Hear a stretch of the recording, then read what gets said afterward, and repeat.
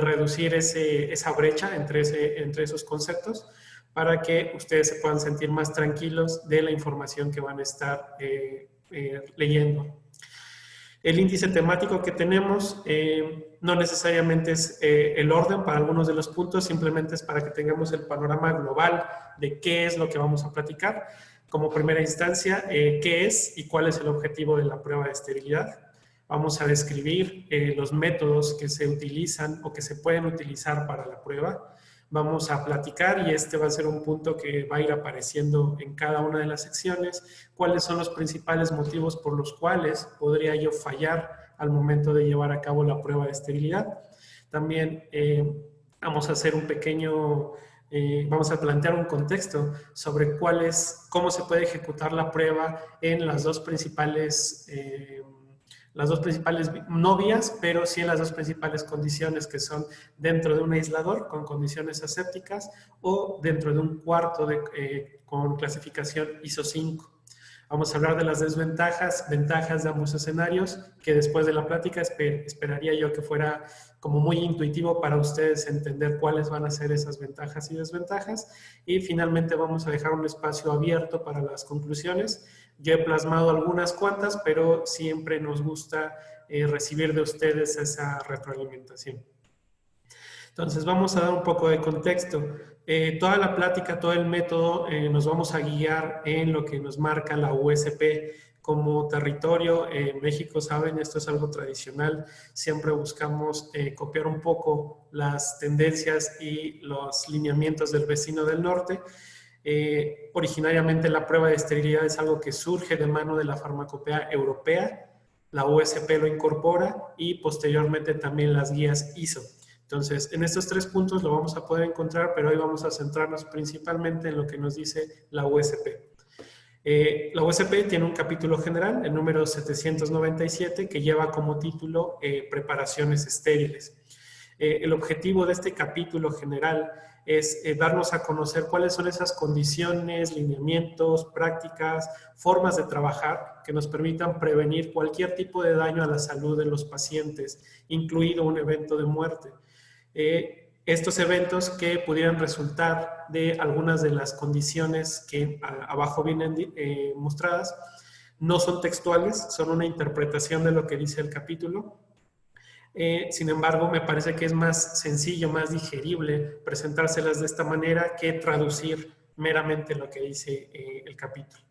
Como primer punto nos marca las situaciones derivadas de contaminación microbiológica de preparaciones estériles, contaminación microbiológica de cualquier naturaleza, bacteriana, por hongos, y las preparaciones estériles. Voy a ir haciendo hincapié más adelante en qué es lo que vamos a llamar una preparación estéril para diferenciar entre eso y un producto de manufactura estéril. También los eventos por contaminación física o química no intencional, por supuesto, de estas mismas preparaciones. Y finalmente las deficiencias en la calidad de los componentes empleados para prepararlas, mis insumos, vamos a llamar mis materias primas, mis métodos. Estos son de manera muy resumida. Para cada punto, para cada tema, quiero que consideren que hay un extenso número de consideraciones adicionales que por el tiempo no nos es posible vaciar aquí en la presentación. Esto es un extracto lo más conciso posible, con la mayor sustancia de lo que nos quiere dar a entender el capítulo. Si ustedes conocen alguna otra y dicen no me la has mencionado, es perfectamente comprensible y lo podemos platicar después de manera en un acercamiento personal. Entonces, ¿para quién y para qué aplica este capítulo? Y ojo que todavía no estoy hablando de la prueba de esterilidad, todavía estoy en el contexto del capítulo de preparaciones estériles.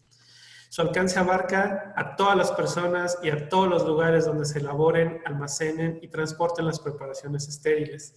Si nos encontramos bajo uno de estos escenarios, o le entramos o nos escondemos, ¿sale? Entonces, muy importante tener eso en mente. El mismo capítulo nos indica cuáles son los grupos de productos para los cuales se aplican. El listado es muy grande, aquí solamente vienen algunos ejemplos, si gustan leerlos en su pantalla está bien. Lo único que yo les destaco es esta línea que aparece en color rojo, porque es lo que en esencia nos transmite, y es que todas aquellas formas farmacéuticas que deban mantener su característica de esterilidad cuando son administradas a los pacientes, están sujetas a las condiciones, a las directivas de este capítulo. Así como también todos aquellos productos estériles de manufactura que se fabrican o más bien se preparan de acuerdo a los instructivos elaborados por el fabricante. Quizá en nuestro mercado, en nuestro contexto en México, no es muy común, principalmente por el tema de la farmacia hospitalaria o los centros de preparaciones de mezclas, donde, mientras que en Estados Unidos sí lo es, donde en el mercado existe un número muy grande de productos que vienen dirigidos precisamente a esas instancias, a esos lugares, como preparaciones de alto volumen, las cuales se utilizan después como una materia prima para preparar, para elaborar, perdón, preparaciones medicamentosas dirigidas específicamente a los pacientes. Por lo tanto, se reutilizan varias veces, se dispensan varias veces de una misma materia prima, de un mismo vial, y la preparación está guiada a través de los instructivos que normalmente vienen de mano del fabricante. Entonces, ¿qué es la prueba de esterilidad en sí? ¿Qué es lo que yo debo de saber acerca de esta prueba? La respuesta está planteada de manera un poquito conceptual.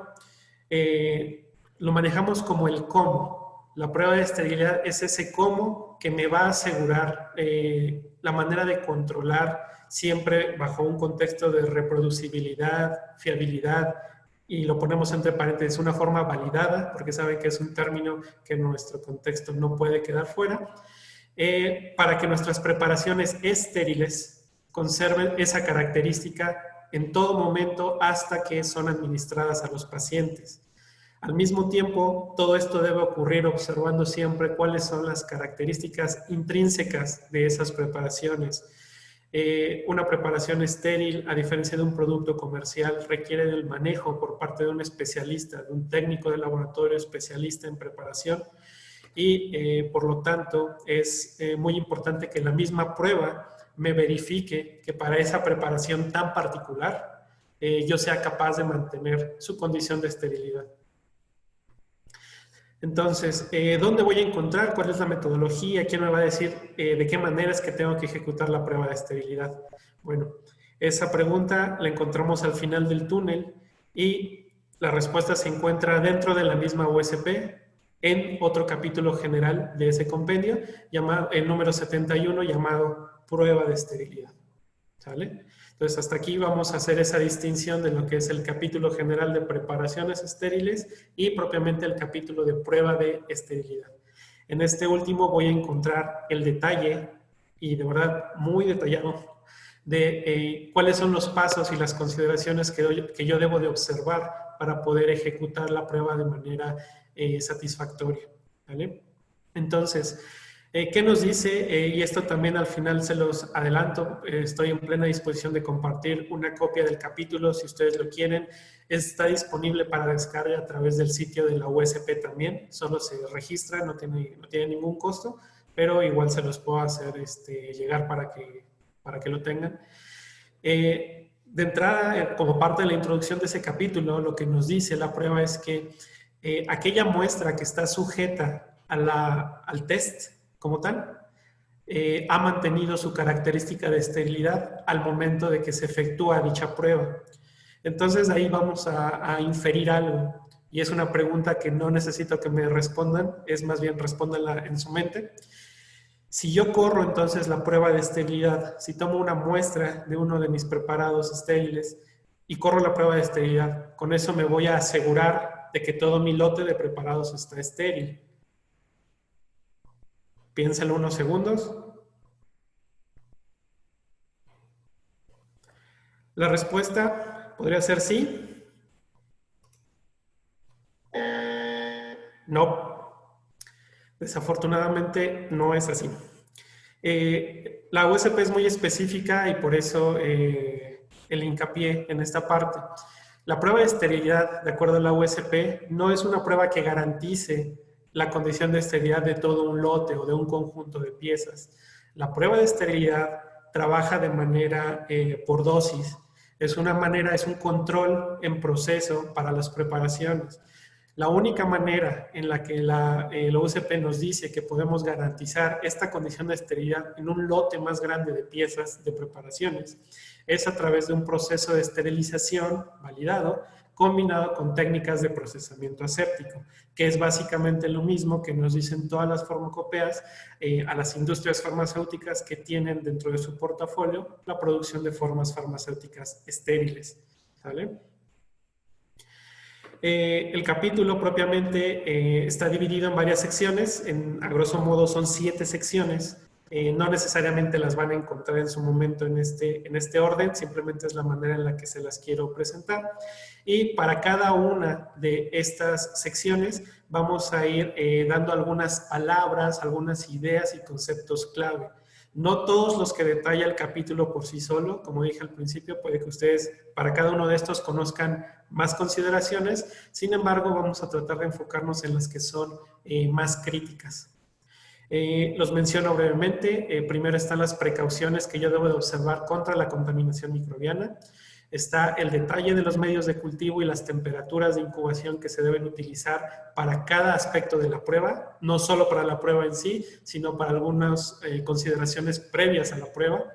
La elaboración de los diluyentes y los fluidos de enjuague, en el caso del método de filtración, que ahorita vamos a platicar. Este punto súper crítico, el número 4, el test de idoneidad del método, que es lo que me va a decir si para mi producto yo he sido capaz de desarrollar de manera correcta la prueba de esterilidad. La definición de los 2 métodos que nos plantea, la USP en ese sentido no es tan cerrada, se plantean 2 métodos de base, pero como en todas las farmacopeas, siempre hay apertura a que nosotros podamos plantear un nuevo método, siempre y cuando demostremos ante la autoridad con el sustento, con el debido sustento, que nuestro método es capaz de soportar los resultados que yo estoy buscando. Un tema muy divertido para muchos, que es la definición del tamaño de muestra. Muchas veces es como el primer ups con el que nos topamos, no sabemos cuántos frascos ni cuánto debemos de tomar para poder correr la prueba. Y al final, la observación y la interpretación de los resultados de la prueba, que de alguna manera es la parte más sencilla. Entonces, para esta primera sección, que es las precauciones contra la contaminación microbiana, lo que nos marca el método es que debemos de observar que se debe llevar a cabo la prueba bajo estrictas condiciones asépticas, ya sea en un aislador o en un área adecuada, clasificación ISO 5 o clase A. Siempre me gusta dejarles todavía las 2 connotaciones ISO y clase, porque si hoy en día se meten a ver la norma en la página del Diario Oficial de la Federación en México, aparece en la tabla de referencias de clasificación de cuartos las 2 connotaciones. Debemos observar también de manera permanente los controles de monitoreo microbiológico ambiental, ya sea para el tema del aislador o para el tema del cuarto limpio, ¿sale? Todo con el fin de determinar el nivel de riesgo de contaminación de mi muestra. En el capítulo general de la USP, en el 797, nos menciona que hay una clasificación de 3 niveles para las diferentes preparaciones que yo puedo tener, y esta clasificación está basada, entre muchas cosas, en el nivel de riesgo de contaminación. Hay preparaciones estériles de bajo nivel de riesgo de contaminación, de nivel medio y de nivel alto. Y dependiendo de las características de mi preparación, va a caer en una de estas 3 clasificaciones. También debo de observar los controles que acabo de mencionar que me permitan disminuir el riesgo de contaminar mis muestras, a su vez no deben de afectar la proliferación de los microorganismos que yo espero evidenciar. Es un punto un poquito contrastante porque es como decir, no contamines, pero asegúrate que si está contaminado, lo puedas evidenciar, lo puedas ver. ¿Sí? Eso es una parte que se ataca en el punto del método de idoneidad de la prueba. En cuanto a los medios de cultivo y las condiciones de incubación, básicamente hablamos de 2 medios de cultivo, el caldo tioglicolato que maneja una temperatura de incubación en el rango de los 30 a los 35 grados Celsius. Está pensado o no pensado, su diseño favorece el crecimiento de microorganismos aerobios y anaerobios y lo conocemos comúnmente como medio FTM o FTG por las siglas en inglés de Fluid Thioglycolate Medium. Tenemos como segundo el medio digestivo soya caseína o medio TSB. Este se maneja con una temperatura de incubación de 22.5 grados más menos 2.5, es decir, de 20 a 25 grados. Y está concebido para favorecer la proliferación de microorganismos aerobios y también de hongos. Retomando un poquito lo que mencioné al principio, la USP no es cerrada. Si ustedes para su método, para su preparación en particular, determinan la necesidad de emplear otro tipo de medio de cultivo, se puede hacer siempre y cuando generen suficiente evidencia para sustentar que ese medio es capaz de empatar el procedimiento de la prueba hasta evidenciar la presencia de microorganismos. Todas estas consideraciones de que se puede sí son de verdad bastante complejas. Les puedo asegurar que en la mayoría de los casos con estos medios todas las personas encargadas de llevar a cabo la prueba le dan batalla a la misma. Puntos clave es que todos estos medios los pueden conseguir de manera comercial o en el mismo capítulo les indica cuál es la receta con cantidades a pesar, volúmenes a medir, para poder preparar su propio medio. La única condición aquí es que el medio preparado debe de cumplir con un test que se llama ensayo de promoción de crecimiento de aerobios, anaerobios y hongos, donde creen que también lo van a encontrar en la USP, ¿sale? En otro capítulo específicamente dedicado a ese tema, y el objetivo del mismo es asegurar que esos medios van a favorecer el crecimiento de un cierto grupo de microorganismos. Este grupo de microorganismos ya se encuentra determinado en una tabla en el método de la prueba de esterilidad. Son 6 microorganismos. Si quieren, después los podemos comentar. Ok. En cuanto a diluyentes y los fluidos de enjuague, es la sección más corta quizá de todo el método porque básicamente es una receta de cocina. Se emplean 3 tipos de fluidos que están denominados como A, D y K, y las recetas para prepararlos están ahí al pie de la letra, entonces no tenemos mayor complejidad. Lo único que nos dicen es que estos diluyentes y estos fluidos deben de pasar por un proceso de esterilización, así como cualquier insumo, indumentaria, componente, accesorio, todo lo que yo requiera para poder llevar a cabo mi prueba. Ahora entremos a un punto que es muy crítico, se los comenté al inicio, el test de idoneidad del método. El objetivo del test de idoneidad es que poder validar que la prueba o la capacidad que tiene mi método de prueba, ya sea que lo haga por filtración o que lo haga por inoculación directa, adelante los mencionamos, de manera que demuestre que yo puedo capturar, retener los microorganismos que estén o que pudieran estar presentes en mi preparación, transferirlos bajo condiciones asépticas a un medio de cultivo adecuado, el cual va a favorecer la proliferación de esos microorganismos bajo ciertas condiciones de crecimiento, de temperatura y de conservación. Eso es por lo que el test de idoneidad es muy crítico. En algunos casos, ustedes se enfrentarán con tener que llevar a cabo la prueba de este test cuando tienen un principio activo que por sí solo tiene propiedades antimicrobianas.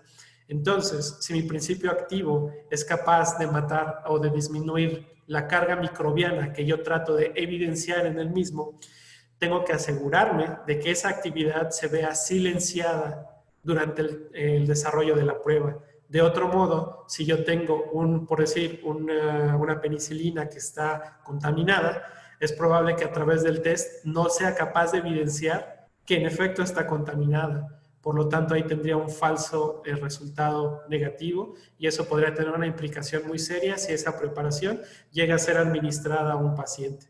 Entonces, es muy crítico mantener en mente, muy presente el test de idoneidad del método. Cuando yo fallo al momento de desarrollar y de plantear este test, La manera de plantearlo está descrita también en el capítulo 71 de prueba de esterilidad. Tengo que repetir y ajustar el método que he desarrollado, ajustando algunos de los parámetros propios del método, como son las diluciones que utilizo, los volúmenes que uso de enjuague para mis filtros, en fin, una serie de cosas que están bien detalladas en el capítulo. El test de idoneidad se corre de forma específica, ya sea para el método de filtración o para el método de inoculación directa, de los cuales hablaremos más adelante. Y bajo cada uno de estos contextos, el test es más sensible a ciertas variables y por lo tanto a la manera en la que yo diseño el test.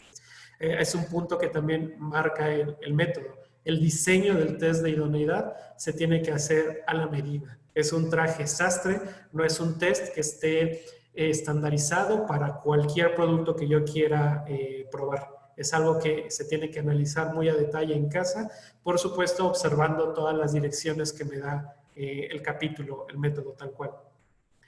Muy importante, y esto es igual para guardarlo en la memoria a corto plazo, es que cada muestra, cada formulación va a tener un conjunto específico de parámetros como son volúmenes de muestreo, tipos de fluido de enjuague, volúmenes de enjuague, tipos de filtro, volúmenes de los agentes neutralizantes en caso de que mi activo tenga actividad antimicrobiana y son específicos. Es decir, no vamos a poder ir a copiar, a preguntarle al vecino que tiene o que genera una preparación similar a la mía, cómo es que corre su test de esterilidad.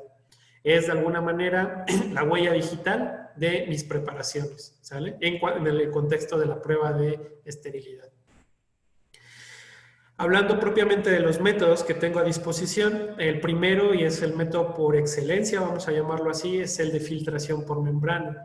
Este método se prefiere siempre que las características del producto me permitan llevar a cabo una filtración eficiente. Como saben, la naturaleza de formas farmacéuticas va creciendo en el tiempo. Ya no solo hablamos de tabletas, suspensiones, soluciones, estamos hablando de preparaciones que pueden venir incluso desde pellets, que pueden venir desde una emulsión, en fin, de un número importante de variables, ¿no?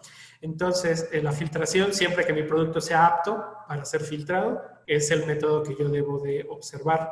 De manera general, me marca algunos lineamientos, insisto, no están todos aquí, pero de los más importantes, el tipo de filtros de membrana que debo de utilizar, con un diámetro nominal no mayor a 45 micras, con una efectividad demostrada para retener microorganismos. Normalmente son filtros basados en celulosa y en celulosa tratada. Los proveedores, los fabricantes de este tipo de filtros son los que les pueden dar la evidencia de que ese filtro ha sido probado y retado específicamente para la función de retener microorganismos. Los filtros por sí solos deben poseer cierta resistencia, por supuesto, porque van a estar sometidos a un flujo constante de un líquido y a veces pasa en la prueba cuando son primerizos, que se les rompen los filtros, que empiezan a flotar de la canastilla, se les volcan, en fin, una serie de cosas. Como puntos clave dentro del método de filtración, la USP nos marca que la prueba, tal cual como ella la describe, está pensada para utilizar filtros que tienen un diámetro específico, que son 50 milímetros. Sin embargo, esto no es una limitante. Ustedes pueden emplear el filtro que más se adecue a su método de prueba, siempre y cuando observen que sus diluciones, su número de enjuagues estén acorde a lo que el test de idoneidad les ha ayudado a determinar para su método. Como ven, vamos a estar repitiendo muchas veces el término del test de idoneidad porque prácticamente está metido en todos lados. Un punto también importante es sobre el aparato, el instrumento que me va a permitir hacer el trasvase de mi muestra y la filtración a través de esta membrana. No sé qué experiencia y acercamiento ya hayan tenido algunos con esto. Existen comercialmente muchos proveedores, muchos modelos de equipo o de aparatos para hacer la filtración. Les muestro esta pequeña imagen, no sé, los que ya conozcan estos elementos que son. Son canastillas que se utilizan precisamente para correr el proceso de filtración de las muestras bajo condiciones asépticas. Les voy a mostrar brevemente dos videos de forma simultánea de diferentes proveedores. No estamos realmente haciendo una publicidad para nadie en particular, simplemente se nos hacen videos muy ilustrativos, están disponibles en la red, en YouTube, los pueden encontrar también si después los quieren ver. No vamos a poner sonido, simplemente es para que los observen, para que se den una idea de cómo es el dispositivo que se utiliza para bombear las muestras, para bombear los afluentes durante el proceso de la filtración. Normalmente se utiliza un sistema que está basado en una bomba, en un elemento de bomba, que me permite de alguna manera mantener fijo, sujetar los recipientes de origen de todos mis medios, de mis fluidos de enjuague, por supuesto de mi propia muestra, y los fluidos van a atravesar a través de una pequeña ductería, de un material inerte, de un material adecuado.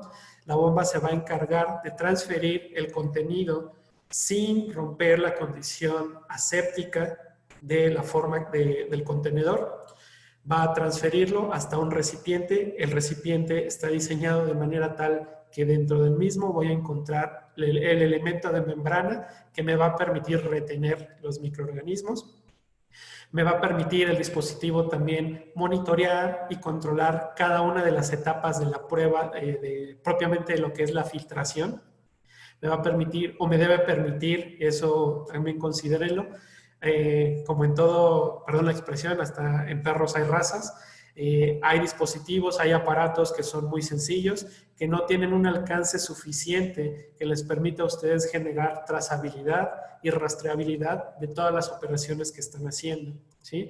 Siempre es recomendable, en la medida de lo posible, no escatimar en la consideración del diseño, del tipo de aparato que me va a permitir hacer mi filtración, porque eso a largo plazo me va a ahorrar muchos dolores de cabeza, porque yo cuento ya con la robustez y una manera automatizada, validable, de generar la documentación que la autoridad me requiere para demostrar que mi etapa de filtración, mi proceso, está debidamente documentado. Continuando con la descripción breve del equipo, una vez que se transfieren, se hacen, por ejemplo, es una buena práctica, antes de hacer cualquier filtración, tiene que haber una etapa de prehumectación del filtro, principalmente en el caso de formas líquidas. En el caso de aceites no es tan necesario. Y una vez que yo ya he humectado, ya he transferido, ya he filtrado, puedo enjuagar mi ductería, ¿sí? Puedo hacer un lavado y finalmente, después de que he lavado no solo la ductería, sino mi filtro, puedo, si mi dispositivo me lo permite, transferir el medio de cultivo que voy a utilizar para tratar de evidenciar, perdón, para tratar de proliferar los microorganismos que se hayan retenido en el filtro. O si el dispositivo no me lo permite, por supuesto, tengo que encontrar la manera de transferir ese filtro sin romper la condición aséptica hacia el medio de cultivo, ya sea que lo haga en el aislador o en un cuarto limpio. El aspecto más importante es cuidar que nunca rompa la condición de aséptica durante mis operaciones. Ahora vamos a hablar un poco sobre la inoculación directa, que es el segundo método. En general, este está un poquito más acotado y lo utilizamos cuando las características del producto no me permiten llevar a cabo una filtración adecuada, o bien cuando voy a hacer la prueba, el test de esterilidad, no en un producto farmacéutico, sino en un dispositivo médico. Recuerden que no solo nos estamos cerrando a productos farmacéuticos, hay muchos dispositivos que también vienen con la propiedad de esterilidad, porque así se requiere, como intravenosas, catéteres, este tipo de cosas, y están sujetos, por supuesto, a la prueba de esterilidad. Entonces, para ese tipo de dispositivos, de elementos, a lo mejor nos cuesta un poquito imaginarnos, bueno, ¿cómo lo voy a hacer? La inoculación directa, de hecho, es por eso el método más sencillo, porque básicamente lo que me dice es que yo debo tomar la muestra, tratarla, es decir, manipularla, cortarla, segmentarla, de manera que yo pueda introducir la muestra completa directamente en el medio de crecimiento. cuidando, por supuesto, la condición aséptica al momento de hacerlo. También cuando tengo aceite, suspensiones, pellets, es una alternativa. Sin embargo, antes de caer en esta opción, puedo buscar el tratamiento de esas muestras para hacerlas candidatas a una filtración directa. Puedo utilizar agentes, por ejemplo, tensoactivos, que me permitan romper un poquito el estado de emulsión de un producto y que entonces sea factible filtrarlo, ¿sí? Todas estas son realmente alternativas que el método me informa y que depende de nosotros cómo los vamos a ir implementando. Les voy a mostrar otro videito. En el caso de una muestra grande, que vean cómo hago la prueba de esterilidad de ese dispositivo. Precisamente el caso de que yo debo asegurarme de fraccionar de manera que todos los elementos que van a estar en contacto con el paciente o con un fluido que va a entrar al cuerpo del paciente y que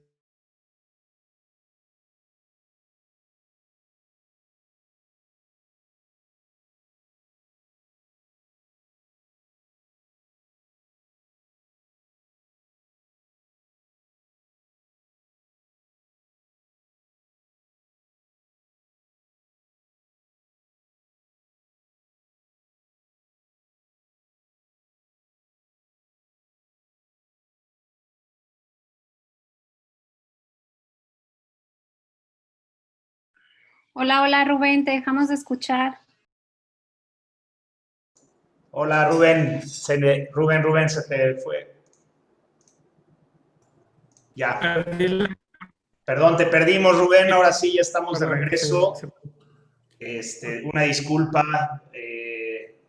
Ahí Rubén, si te vas al slide que estabas.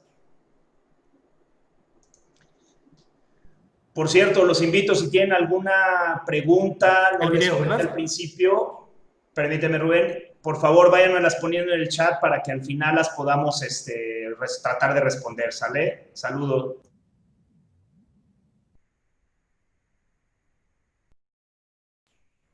Ok. ¿Sí me están escuchando bien, Gerardo? Sí, ahora sí, Rubén. Gracias. Ok, estábamos con el tema del video simplemente para ver la manipulación de una muestra de gran tamaño sometida a inmersión directamente en el medio de crecimiento. ¿Vale? Si hablo de dispositivos que no pueda fraccionar, que no pueda cortar o romper, se vale también optar por desarmar o desensamblar los elementos de esos dispositivos para poderlos puntos clave en cuanto a los métodos. El tamaño de la muestra se debe transferir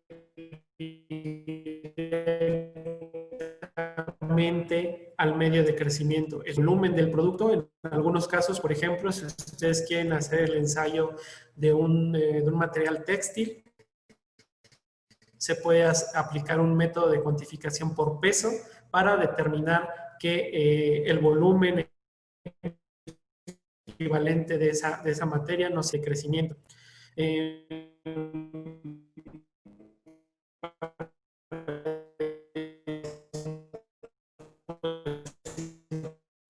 De gran tamaño, ya les he mencionado cuáles en el video. ¿Ok? Me parece que estamos teniendo un poquito de problemas. Sí, se te está cortando no sé si me pueden confirmar, si me están escuchando. Poquito,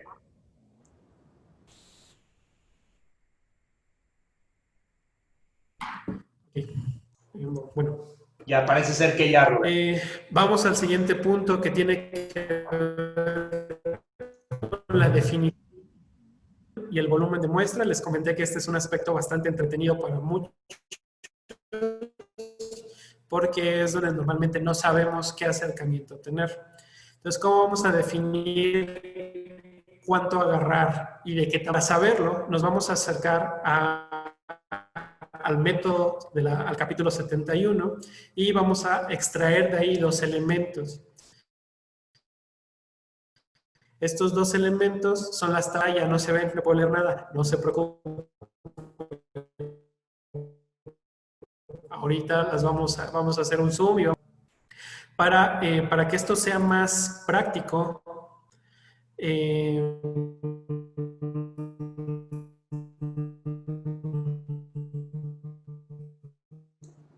Rubén, se está cortando con el video.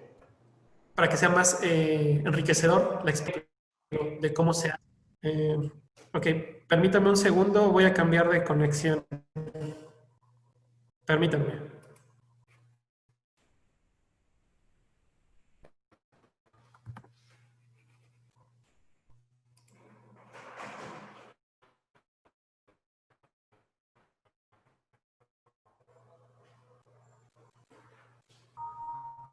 Tenemos problemas de conexión porque se está cortando. Estoy con cable. El tema ahorita es que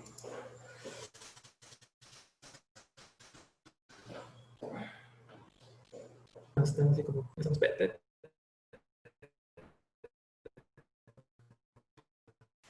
sé si se robotiza la llamada. A ver, cambié a Wi-Fi a ver si No, pero es lo mismo, es que es la conexión a internet.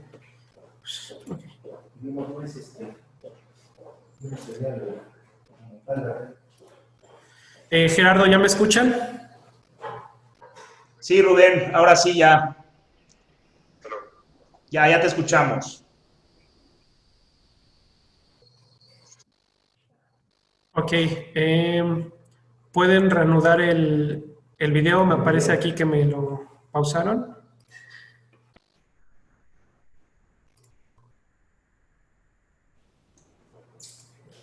Esther, ¿se puso en pausa el video? Ok, ahora sí ya regresa Rubén y ya debe de activarse.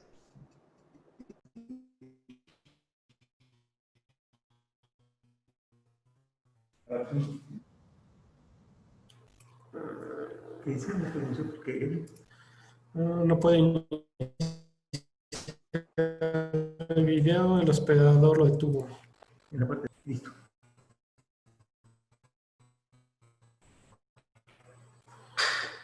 ¿Ok?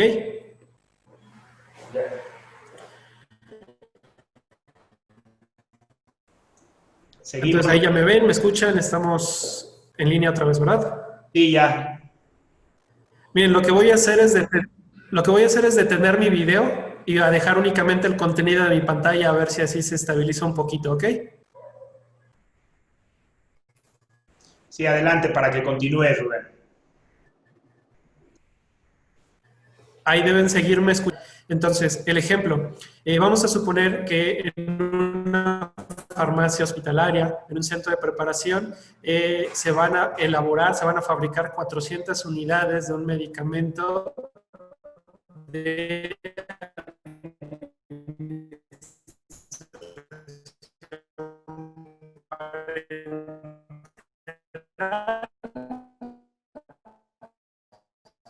que es apto para filtración de mililitros. Entonces, el farmacéutico tiene que correr su prueba de categoría que llamamos preparación estéril de alto riesgo, ¿vale?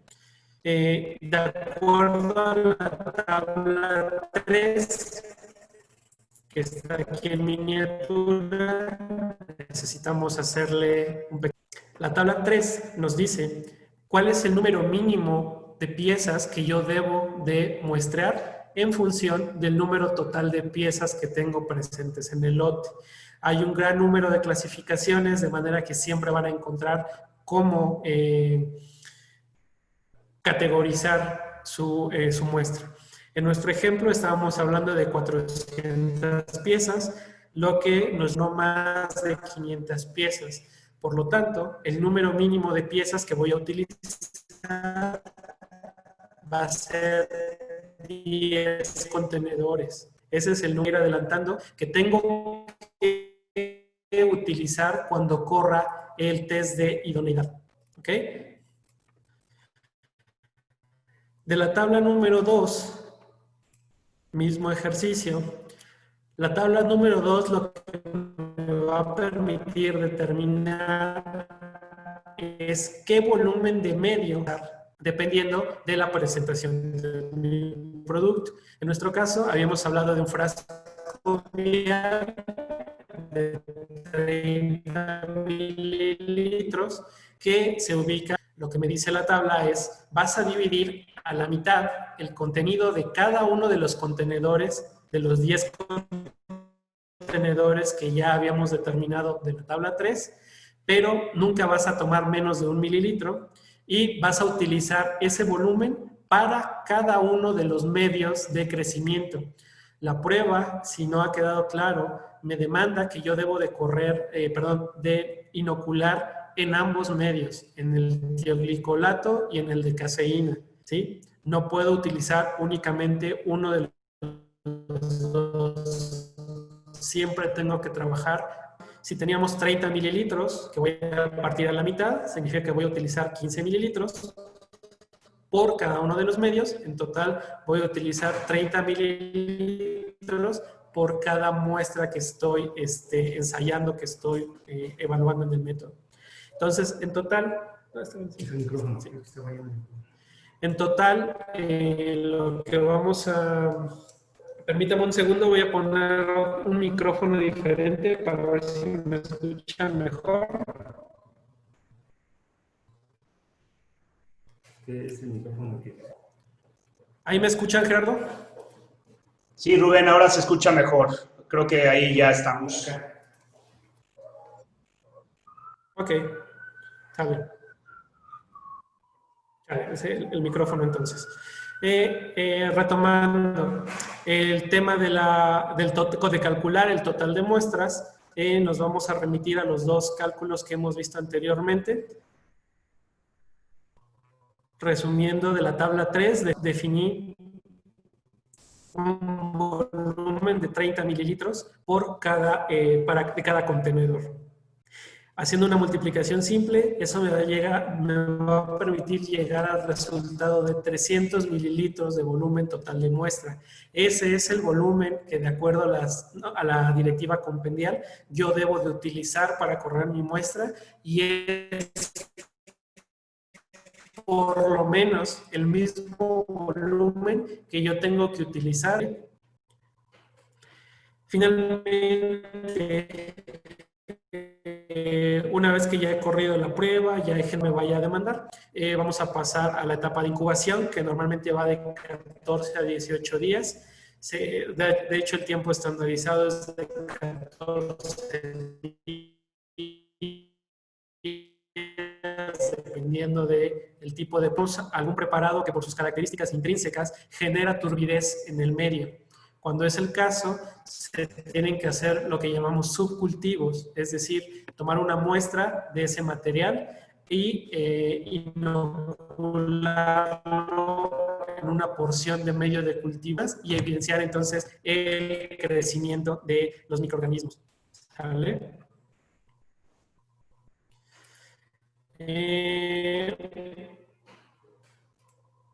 ¿Me siguen escuchando cortado, verdad? Sí, yo creo que sigue al otro slide. Lo que pasa es que las imágenes, las animaciones son las que cortan cuando se activan. Ok, vale. Entonces, aquí, una vez que he hecho la inoculación, voy a generar la observación. La observación, de acuerdo al procedimiento, al método, se basa en una observación simple que evidencie la turbidez, es decir, el crecimiento en los medios de cultivo. Si yo observo que en todos mis medios, en todos mis inóculos, entonces puedo dictaminar que esa muestra, insisto, no mi lote, esa muestra es estéril, ¿sale? Hasta ese momento ha conservado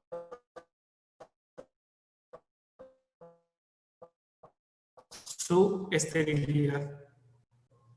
Brevemente, porque ya el tiempo se nos está agotando, que es el tema del trabajo en un cuarto limpio. Esta es una condición que viene dada desde el aspecto del cuidado de la contaminación microbiana.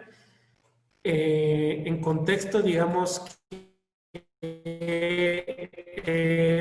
lo llamamos la pelea del siglo, porque hay postuladores, hay posturas que defienden más el trabajo dentro de huertos asépticos. Yo lo que les puedo decir es que cada solución, por supuesto, cuenta con diferentes ventajas, tiene diferentes consideraciones para poder ser implementada, y la decisión final de ustedes siempre debe estar basada en el factor de riesgo de ir por una vía o de ir por otra, de los beneficios que voy a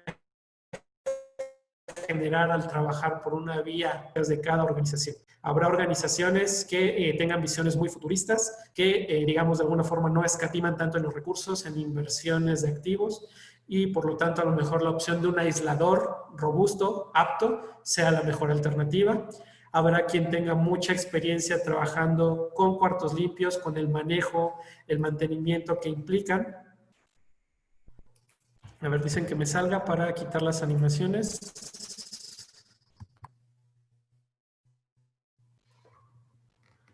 ¿Ok?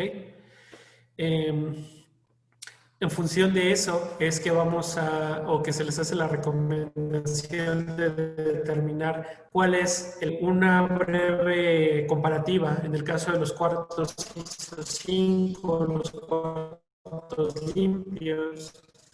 El método de trabajo involucra por los insumos que se van a utilizar con soluciones estandarizadas de cloro, alcohol isopropílico, condiciones de flujo de aire unidireccional en la zona donde voy a realizar la prueba, es decir, la zona de contacto directo con el producto, el empleo de campanas de flujo mal llamadas flujo laminar o hoods, que son un elemento similar de categoría ISO 5, que me garanticen condiciones de partículas ISO 5.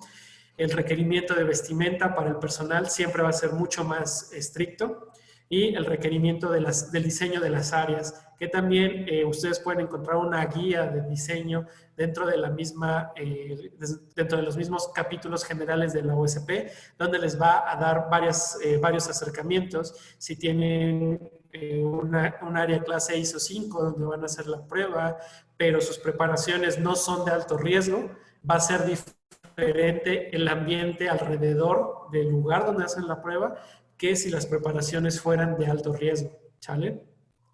En el caso del aislador, es un sistema autocontenido mucho más robusto que permite una mayor protección tanto para el operador como para el producto. En ambos casos se van a observar condiciones de, controles microbiológicos del ambiente, sea aislador o sea cuarto limpio, solo va a variar un poquito la manera en la que los voy a plantear. Sin embargo, desde un punto de vista muy simple, el aislador, al ser una superficie, un volumen de espacio de trabajo más reducido, va a ser de alguna manera más fácil de manipular y de controlar que un cuarto.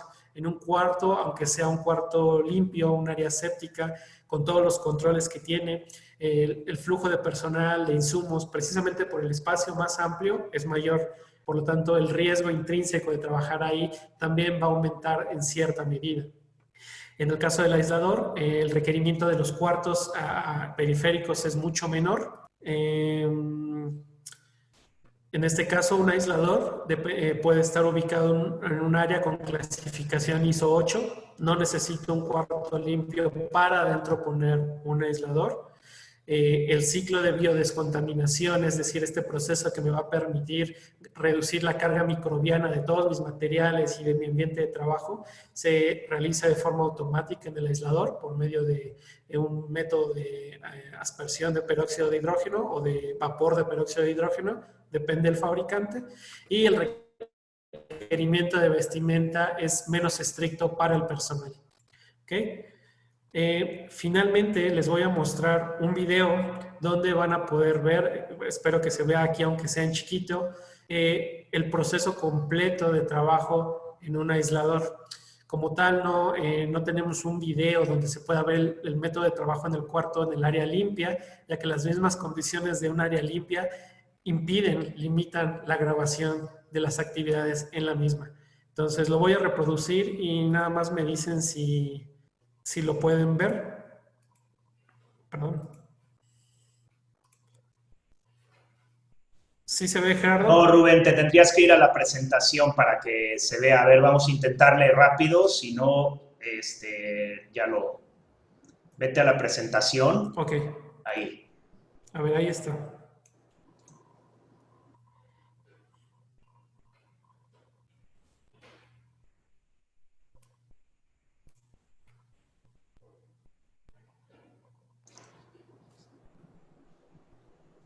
¿Le subes el volumen, Rubén?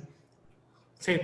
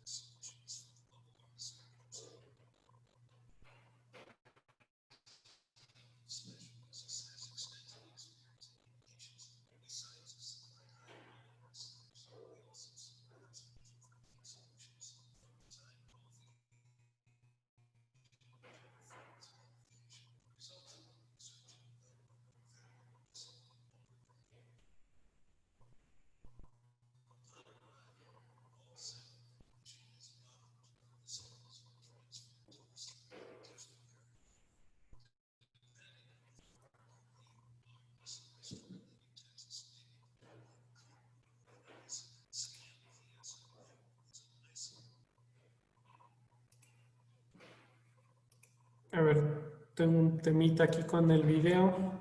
Me comentan que no se escucha. Voy a quitar el sonido. Espero que a mí sí me escuchen. Nada más para ir haciendo una acotaciones de lo que se está viendo. De manera general, sea con el aislador o sea en un cuarto limpio, partimos del proceso de identificación y de procuramiento de los insumos para poder realizar la prueba. Tiene que haber una etapa muy estrictamente documental de revisión y de cotejo para asegurar que se registre de manera correcta la información de todas las muestras, orígenes, número de lote, fechas. Todo eso es parte del expediente que al final del día se va a generar como parte de la prueba. El aislador o el cuarto están de alguna manera precondicionados, el cuarto de manera más permanente. El aislador se debe de preparar a través de un ciclo de limpieza, de desinfección manual, primeramente. Se procede con el ingreso de los materiales. Se pausa el video. El ingreso de los materiales a la cámara del aislador, su distribución y ubicación, y una vez que se encuentran dentro del aislador, se va a correr una prueba de fuga, de integridad, seguida del proceso de biodescontaminación, que está integrado por varias etapas que ahorita no vamos a describir. Eso lo podemos platicar en una otra futura ocasión. Y una vez que, digamos, las condiciones dentro del aislador son estables, son suficientes, podemos entonces empezar a trabajar con nuestra prueba. Los aisladores, una de las grandes ventajas que nos brindan sobre los cuartos limpios es que es posible la integración completa del equipo de la bomba de esterilidad para poder hacer la filtración directa, ¿sale? En el tema del cuarto es posible que requiera de un espacio más amplio, que de alguna manera puede ser más desorganizado, para poder tener mi bomba y mis insumos.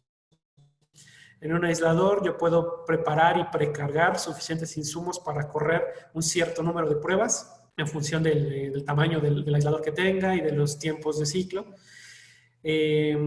Una comparativa que es muy peleada en el campo es los tiempos. Normalmente se percibe que un aislador es mucho más lento para hacer la prueba que un cuarto limpio, dado que el cuarto limpio siempre está acondicionado. Sin embargo, eso depende mucho de la tecnología, de la innovación del aislador del que estemos hablando. Ciertamente hay aisladores en el mercado que para poder correr todas estas etapas de preacondicionamiento y de desinfección van a demorarse hasta 3 horas. Pero también existen aisladores con un desarrollo y preparar el equipo en menos de 1 hora. Y ese tiempo de 1 hora es de alguna manera incluso récord si yo lo comparo con el tiempo de preparación de un área aséptica, de un área limpia. Reiterando lo de los controles microbiológicos, se van a observar de la misma manera, se van a observar en ambos escenarios de distintas maneras, pero el conteo de partículas viables, conteo de partículas no viables, el uso de placas de sedimentación para monitoreo del ambiente antes y después, todo eso es algo que en ambos casos, cuarto limpio o aislador, voy a tener que mantener como parte de mis prácticas, ¿sí?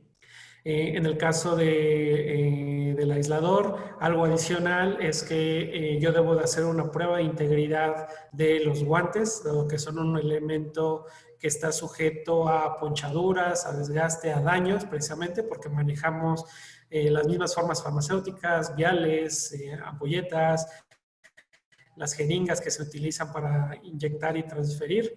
Entonces, es quizá un punto de control adicional que en el caso del cuarto limpio no voy a tener. Ahí voy a acotar el video, lo demás es un poquito más de lo mismo, ya lo hemos visto para no consumir más tiempo, y paso a las conclusiones. Son 3 puntos de mi parte. El primero, que es la prueba de esterilidad como método compendial y cuya interpretación requiere de experiencia. Después de haber escuchado todo esto, ya tener una noción de que no hay una escuela tal cual que me vaya a formar en el tema de la prueba de esterilidad o que me vaya a salir con un diplomita de que ya soy apto. Es algo que se tiene que trabajar de la mano con los métodos compendiales, generar experiencia, equivocarnos al principio, por supuesto, y poco a poco ir puliendo esa experiencia. En cuanto a los factores que pueden afectar el desempeño de la prueba, van desde la naturaleza de las formas farmacéuticas, que es un universo creciente, hasta cualquier evento fortuito que tiene que ver con una manipulación inadecuada de las muestras por parte del humano. Y finalmente, para que se sientan más apapachados, sepan que todo este tipo de información en cuanto a los métodos de la prueba, a los insumos, consideraciones muy específicas en cuanto a la filtración, inoculación, controles microbiológicos. Todo esto es un conocimiento, un know-how que ya existe y que ustedes lo van a encontrar principalmente con sus proveedores de las soluciones, ya sea para los cuartos limpios, los proveedores de los aisladores o los proveedores de los equipos para la filtración, incluso para aquellos que suministran los insumos para ejecutar la prueba. Hasta ahí, espero que esto último me lo hayan podido escuchar bien. Okay. Sería el contenido que teníamos para compartirles. Bueno, muchas gracias, Rubén. Perdón, una disculpa a todos por las animaciones al final nos jugaron un poquito mal ahí con la transmisión, pero bueno, creo que los conceptos están claros. Tenemos varias preguntas. Si me regalan 10 minutitos más, pero para los que se tengan que ir, hay que, antes que nada, agradecerles que hayan participado. Esperemos que el material sea suficiente. Voy a dar 2 o 3 anuncios y nos quedamos con los que puedan estar más tiempo para tratar de resolver las preguntas. Nada más les comento, actualmente en RAS tenemos un aislador que se está haciendo un roadshow por todo el mundo, acabó en la pandemia en México y lo tenemos ahí en el showroom de nosotros. Si gustan, ya sea vía el laboratorio, vía Rubén, se puede presentar el aislador con ustedes, obviamente siguiendo todas las medidas que ahora se deben de tener, pero sin ningún problema se puede agendar y visitar la instalación para ver el aislador. El otro anuncio rápido es, acabando se les va a mandar una encuesta, les pido por favor que nos ayuden para... Obviamente, seguramente van a poner que el sonido no se debe distorsionar, pero todos los demás comentarios también es importante que nos los hagan saber. Y por último, a los que participaron, les vamos a hacer llegar una pequeña constancia de haber participado en este webinar. Y bueno, pues con eso ustedes pueden validar un poquito la información. Y están abiertos los canales, ya sea vía directo Rubén, o con un servidor o vía marketing para que podamos atenderlos más personalmente. Entonces, dichos estos anuncios, voy a pasar algunas de las preguntas, Rubén. Por aquí nos están preguntando qué características deben tener los analistas que realizan la observación directa. Si nos puedes comentar brevemente sobre este asunto. Normalmente debe ser personal formado en el área microbiológica que sean capaces de identificar con base en experiencia, porque eso igual no es algo de escuela, cuáles son las características típicas para decir que en un medio de cultivo inoculado hay crecimiento de una cepa específica de un microorganismo y poder diferenciar que no es una contaminación o una turbidez que viene de otra fuente. Entonces, normalmente deben ser microbiólogos. Ok, muchas gracias. La siguiente pregunta es, si le entiendo correctamente, el proceso de desanitización para cuartos limpios es solamente con solución de cloro estéril, y si debe existir un rol de distintos sanitizantes versus la mano de obra, me imagino, frecuentemente aislados. Ok, al igual que la farmacopea, la USP dentro del capítulo de preparaciones estériles nos determina que deben haber ciertos controles en cuanto a la sanitización y procedimientos de limpieza validados. Una buena práctica dentro de eso es precisamente el uso de sanitizantes y de detergentes bajo un esquema de rol de estos, periódico, para prevenir el desarrollo de tolerancia o resistencia de los microorganismos más frecuentemente aislados. Es correcto. En el método tal cual que les comenté, en el comparativo que les comenté, es más bien una práctica típica que desinfectan los insumos para hacer la prueba de esterilidad con solución de hipoclorito y con alcohol isopropílico. Las mesas y todo eso lo hacen normalmente con esas soluciones. La sanitización y la limpieza del cuarto es de acuerdo a las GMPs, como lo hacemos aquí también. Ok. ¿Es adecuado el uso de Manifold para la filtración de membrana? Depende mucho del volumen de muestra. Cuando ustedes corren la prueba de esterilidad utilizando el método de filtración, el método es muy sensible al volumen de enjuague. Entonces, utilizar el Manifold, normalmente no se utiliza el Manifold. Partimos del hecho de que utilizamos muestras individuales, cada una se adiciona a través de una ductería independiente, aunque las dos están controladas por la misma bomba, y para hacer, digamos, el cambio de un contenedor de una canastilla a otra, lo que hago es sellar uno de los ductos y permitir el paso únicamente en el otro. Pero propiamente un manifold, no, porque es difícil controlar realmente que los afluentes se dirijan sin contaminar el afluente que va a la siguiente canastilla.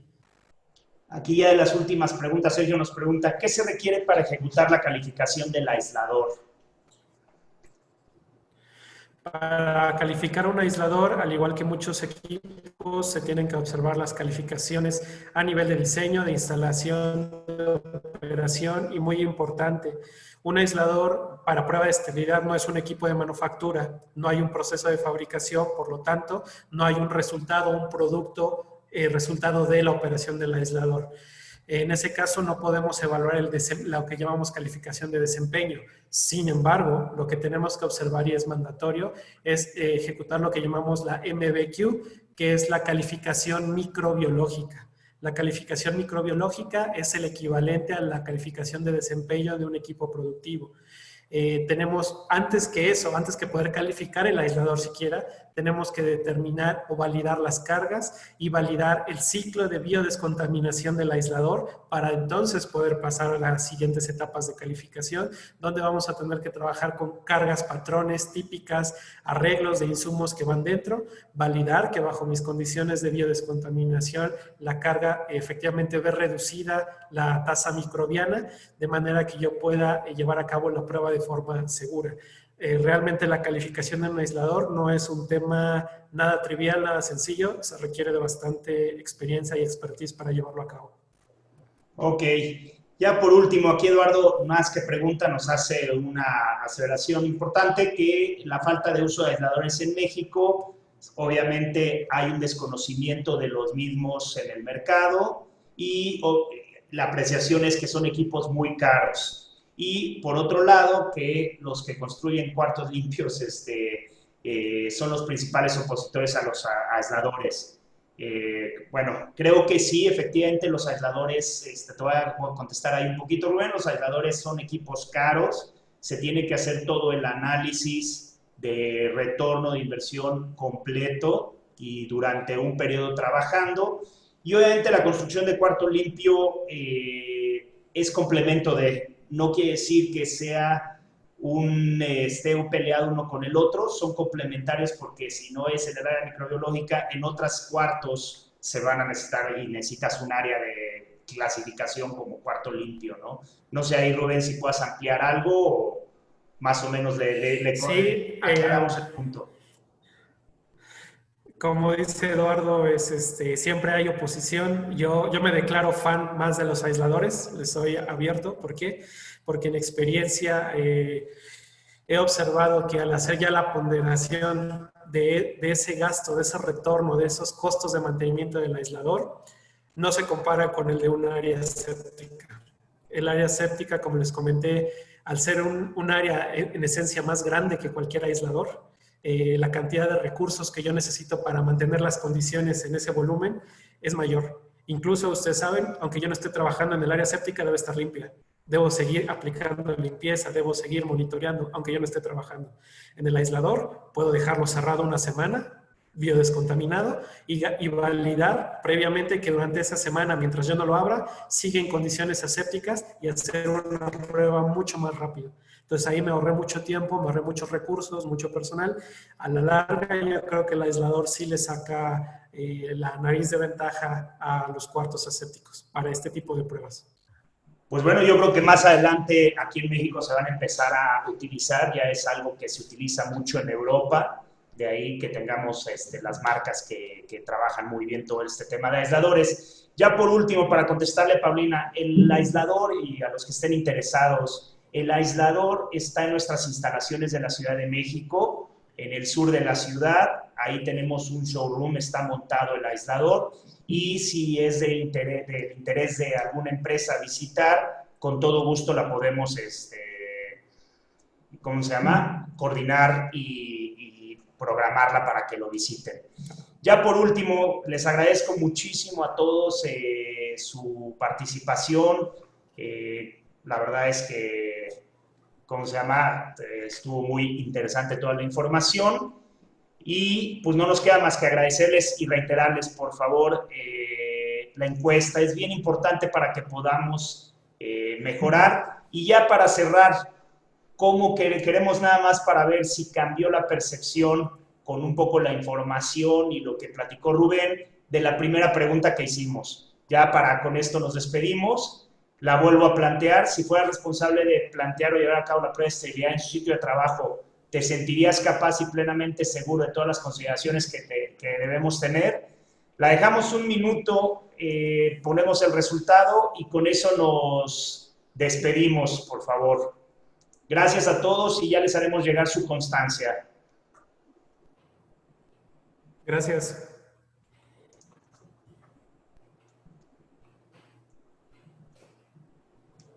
Ya nada más esperamos los resultados un minutito a los que se animaron a ver si cambió esa proporción que teníamos.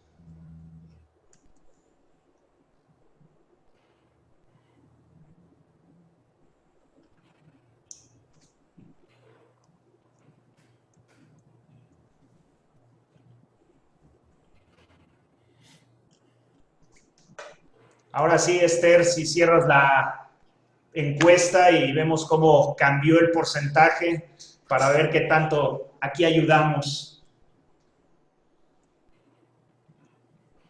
Bueno, pues completamente se volteó la encuesta. Habíamos tenido un 81-19. Con esta información y lo que platicamos y seguramente lo que van a poder ver, cambió de 80 a 20.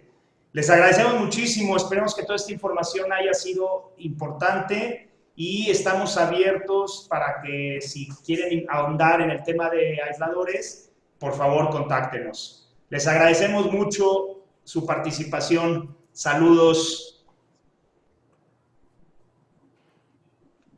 Manténganse sanos todos.